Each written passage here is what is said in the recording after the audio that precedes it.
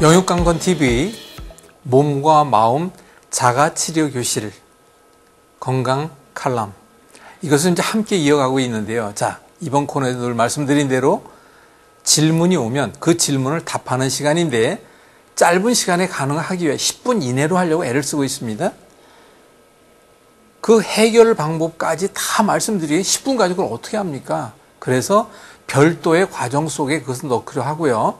자, 우선 이번에 질문은 대전에 있는 분입니다. 대전에 있는 분이 뭐 한 분이 또 한 분이었지만 대전에 있는 분이 건망증에 대한 걸 질문했더라고요. 그래서 건망증에 대한 걸 잠깐 말씀을 드리고, 건망증이 깊어지면 뭐가 되죠?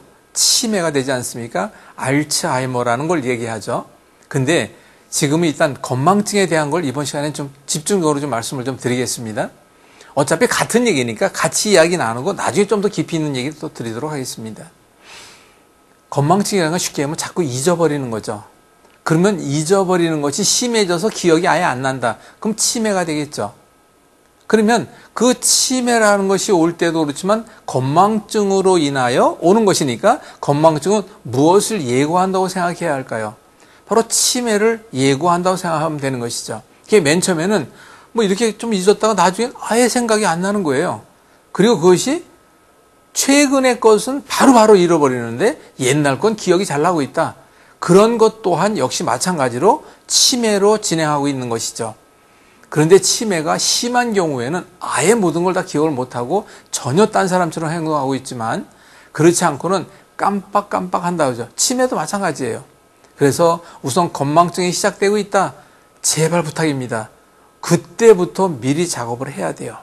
그러면 또 그 원인에 대한 걸 살펴본다면, 자, 치매 또는 건망증이다. 어디에 문제입니까? 뇌의 문제입니다. 근데 뇌라는 것도 뭡니까? 뇌세포입니다. 뇌세포는 뭘 먹고 살아야 합니까? 그 또한 피예요. 근데 중요한 건 우리가 먹는 음식에서 만들어진 피의 상당량이 뇌에서 소모합니다. 그런데 특히 뇌의 세포를, 뇌세포의 기억세포를 망가뜨리는 그 상당량의 모든 것들이 다, 여러분들 아시는 분은 아시겠지만 아밀로이드 베타 단백질이라는 게 있고 타우 단백질이라는 게 있습니다. 그것이 바로 우리 뇌의 기억장치를 망가뜨려 그 기억장치인 신경세포를 망가뜨리는 원인 물질이라는 것은 이미 뭐 인터넷 들어가서 찾아봐도 그건 다 알 수 있는 내용인데, 그러면 그것이 바로 무엇 때문에 그런 물질이 많이 생기는가라는 걸 이해하시면 되잖아요. 바로 먹거리입니다. 그러면 이런 단백질 등등의 순환은 무엇을 통해서 합니까? 피를 통해서, 혈관을 통하여 머리까지 올라오는 거예요, 그게. 그럼 피 속에 그러한 독소 물질이 많이 생겼다는 것이죠. 그럼 피 속에 이런 독소 물질은 왜 생기는가? 그걸 이해하시면 되는 거잖아요. 근데 그것은 바로 우리가 신선한 음식, 야채, 곡류, 과일, 이런 것 속에는 절대로 그게 들어있질 않아요. 만들어지지 않습니다. 그런데 우리가 특히 육류 단백, 지나친 탄수화물, 그 지방, 콜레스테롤이 넘치게 되면, 그래서 우리는 콜레스테롤도 우리 몸에 도움이 되는 겁니다, 그것도. 그래서 로우 콜레스테롤 또는 하이 콜레스테롤 이런 것이 있죠. 근데 이런 부분에 대한 것이 지나치게 넘쳐버리게 되면 이 모든 게 문제가 되는데, 특히 우리 다른 몸에 흐를 때에는 그것이 다 대부분 다 빠져나가게 되는데, 바로 우리 뇌로 올라간 그것은 그곳에 쌓인답니다.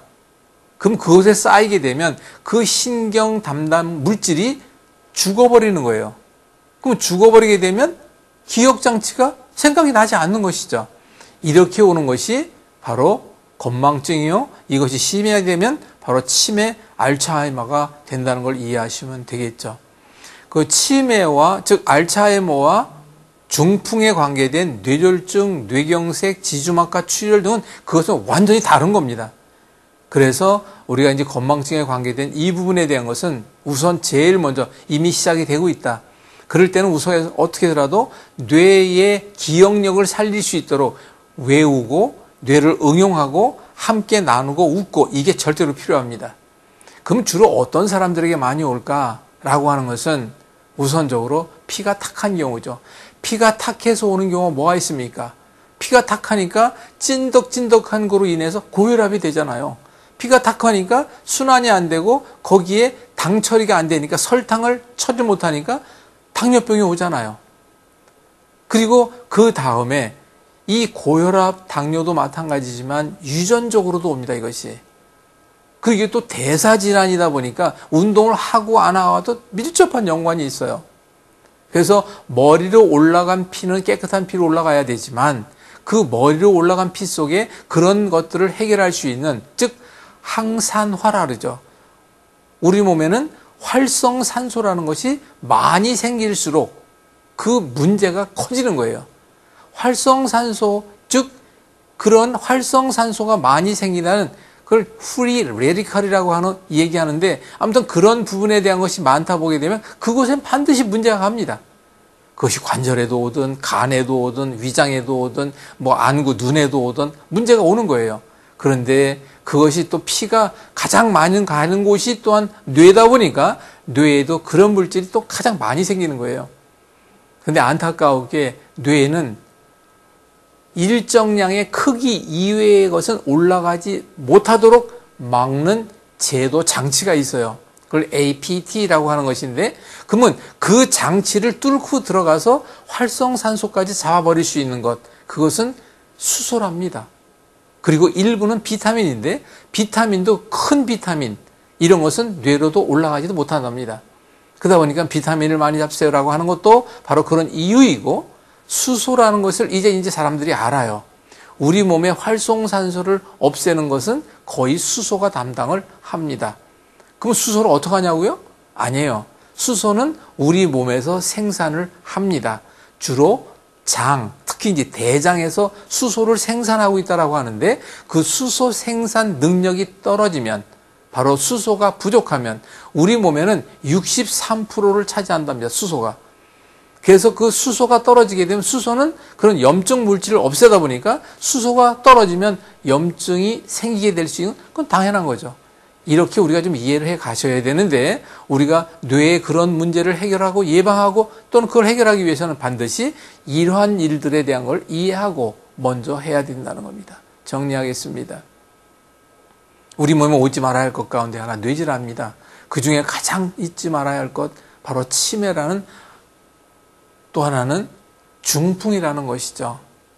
반신불수, 전신불수, 또 하나는 얼굴의 모양이 바뀌는 안면마비, 구안화사라는 것이죠. 이런 걸 오지 말아야 합니다. 그런데 이 모든 것들은 관계된 연관성이 돼, 여기에 100% 연관된 게 피고, 또 그 다음에 순환이라는 대사고, 그 다음에 또 하나는 바로 신경계 질환 가운데서도 좀 전에 말씀드린 대로 바로 활성산소 해결이 안 된다든가, 그런 아밀로이드 베타 단백질 같은 것이 너무 많이 만들어졌다든가, 그걸 많이 만들어진 건 그런 음식을 많이 먹었기 때문이요. 그걸 해결할 수 있는 능력이 없기 때문이라는 건 당연한 거잖아요. 이렇게 좀 이해를 하시고, 그리고 또 하나는 우리 피 속에 관계된 것도 여러 가지가 있지만, 피 속에 83%가 물입니다. 그런데 어떤 물을 먹느냐에 또 달라지는 것이죠. 그래서 충분한 물 섭취를 바로 해야 그 피가 깨끗해지는 건 당연한 거죠. 그럴 때 충분한 물 섭취는 언제 하느냐? 저는 꼭 얘기 부탁드립니다. 아침에 일어나자마자 좋은 소금, 그리고 물 400에서 500ml를 먹도록 합시다라고 얘기를 해요. 대신에 어떤 물입니까? 따뜻한 물, 거기에 또 음양탕이라는 게 있는데 따뜻한 물과 찬물을 섞어서 마시는 방법, 그리고 물은 가능한 씹어 먹는 것도 방법이다. 이런 얘기를 하는 것도 이유죠. 그리고 또 하나 중요한 것은 공복 시에 물을 마셔야 합니다. 그리고 특히 60세 이상 되신 분들은 저녁 식사 후에는 물을 아예 먹지 마십시오. 왜? 깨잖아요, 자꾸만 소변 때문에. 그래서 저도 가능하면 그렇게 물을 안 먹으려고. 왜 그러냐고요? 저도 이제 60이 지났으니까요. 60이 간 넘었던가 좀 그래요, 저는. 아무튼 그러니까 저녁 식사 후에는 물을 가능한 아예 먹지 않는 것이 좋습니다. 그리고 이제 그 알츠하이머에 대한 구체적인 것은 별도로 또한 말씀을 드리도록 하겠습니다.